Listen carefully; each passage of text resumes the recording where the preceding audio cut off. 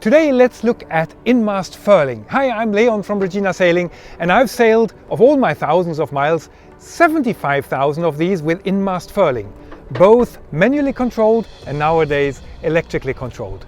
And I've only had problems once with my in-mast furling system when I didn't follow my own advice. So I'll give you now my tips and tricks, so stay tuned with this video.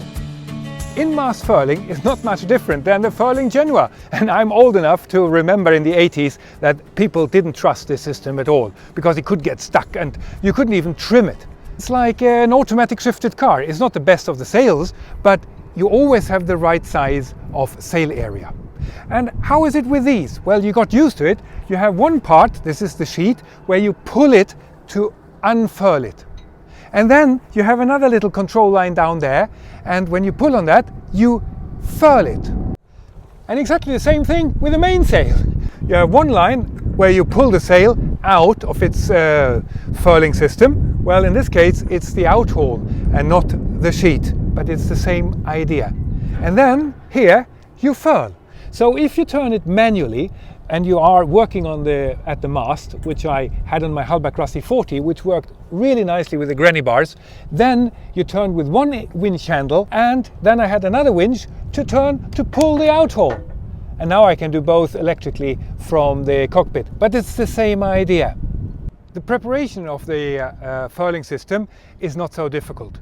So you have to make sure that the boom and the mast have the correct angle. It's not as crucial as on an in-boom furling, but it's good to have this angle about just a little bit less than 90 degrees. In order to remember where I have my just less than 90 degrees, I've actually done a little red line here on my kicker, so I know where to set my kicker for the correct angle. Then the mast should be as straight as possible. And that you control by means of the backstay tensioner. So on a masthead rigged boat as I have, it's not as crucial because you don't bend the mast so much. But on a partially rigged boat, it makes sense to actually loosen the backstay in order to get the mast straight, because it's much easier to furl and unfurl from a straight stay than if it is bent like a banana.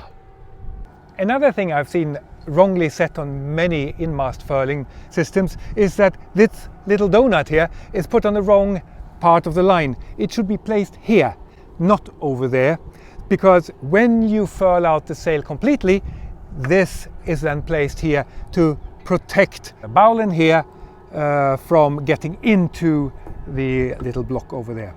If you have a shackle here instead of a bowline, make sure that the round part is in here so it doesn't scratch the boom.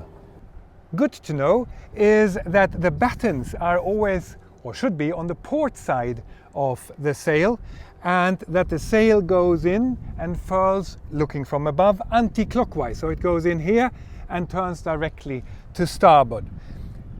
Many boats don't have battens, and therefore many people think that the boom should be on the port side ideally in order or when furling or unfurling, because then the sail comes from the port side here and goes in directly without having to go around the corner.